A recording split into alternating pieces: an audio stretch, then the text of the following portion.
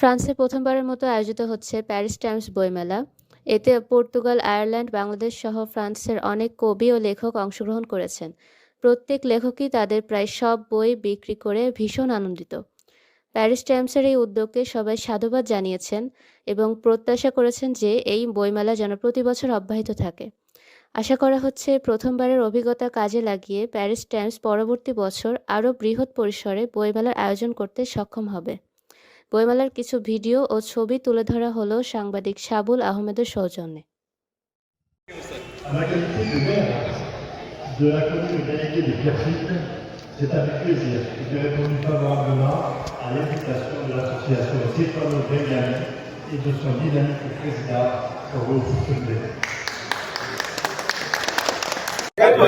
Paris Times আয়োজিত প্রথম এই প্যারিসে, ফ্রান্সে, ইউরোপে বাংলা বইমেলা, এটার প্রথম উদ্যোগ এবং প্রথম অভিজ্ঞতা। সেই আলোকেই বলছি, অত্যন্ত সাফল্যজনকভাবে মানুষ সাড়া দিয়েছে এবং সেই সঙ্গে আমাদের একটা নতুন অভিজ্ঞতা সংযোজন ঘটেছে, যেটা হচ্ছে এই ইউরোপেও, এই দেশেও আমাদের দেশের সাহিত্য চর্চা, সংস্কৃতি চর্চা সেটা অব্যাহত রাখার ক্ষেত্রে এই বইমেলা একটা বড় অবদান রাখবে এবং এটা উত্তরোত্তর আরও শক্তিশালীভাবে বৃদ্ধি পাবে এবং সেই সঙ্গে আমাদের সমস্ত সংস্কৃতি নতুন প্রজন্মের কাছে আমরা পৌঁছে দিতে পারবো। এইটি হচ্ছে আমাদের আজকের চাওয়া। সবাইকে ধন্যবাদ যারা অনুষ্ঠানে এসেছেন।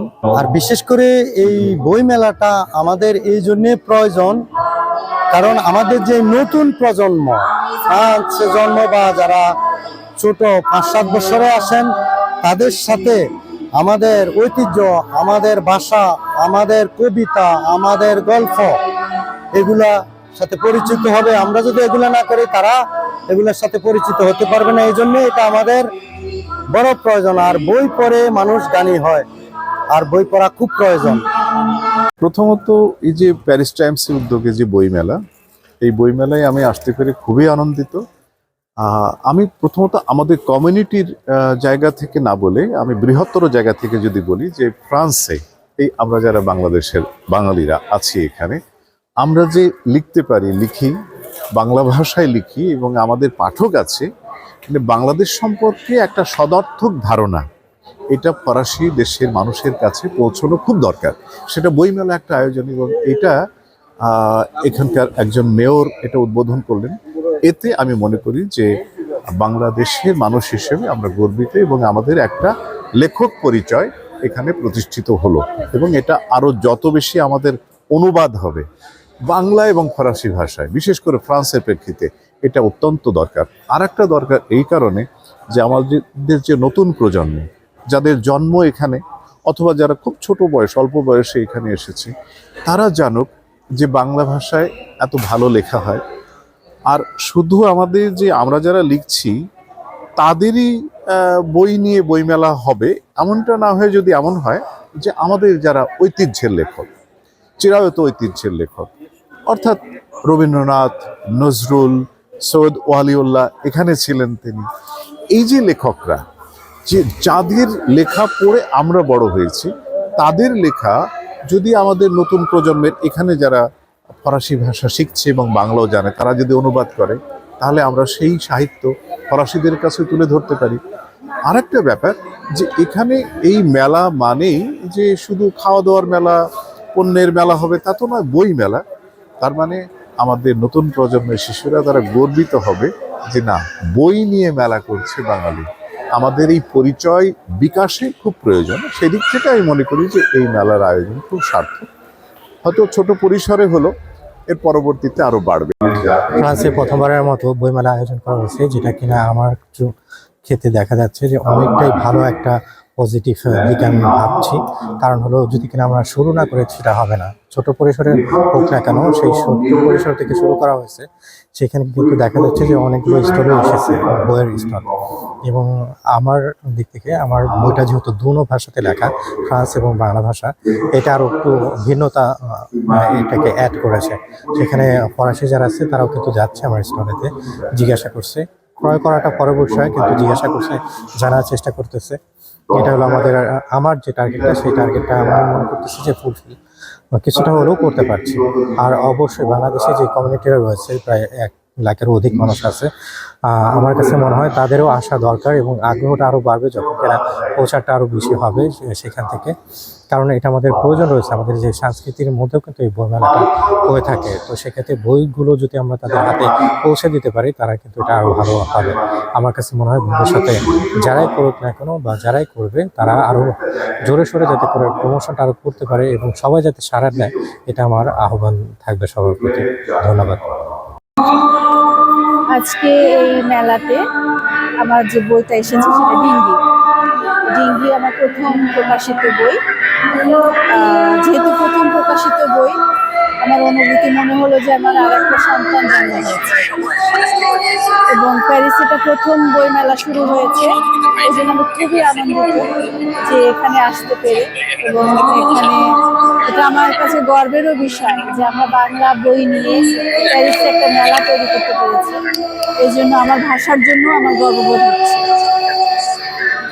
সুযোগ লেখক লেখিকাদের একটা প্ল্যাটফর্ম হলো, আমরা এক ধরনের এক্সেস বিনিময় হলো পাঠকদের সঙ্গে, তারপর সংস্কৃতি মনা মানুষদের সঙ্গে এই বইমেলাকে উপলক্ষ করে এই বাংলা উৎসবকে ঘিরে যে একটা মিলন মেলা হলো, এইটা আমার মনে সবচেয়ে বড় প্রাপ্তি। আজকে বইমেলাতে আসলাম, বাংলা বই উৎসব প্যারিসে সেন্ট ডেনিতে। অনেক ভালো লাগছে আজকের এই উৎসবটা। এখানে আসার পরে আমাদের বাঙালি বাইয়াকুদের লেখা বই পড়লাম।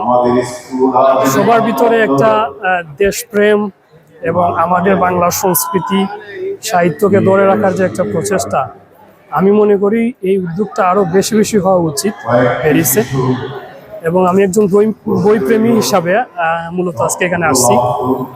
তো আসার পরে এখানে মেরি হাওলাদার আপুর একটি বই ডিঙ্গি পড়লাম, খুবই ভালো লাগছে, কবিতার বই।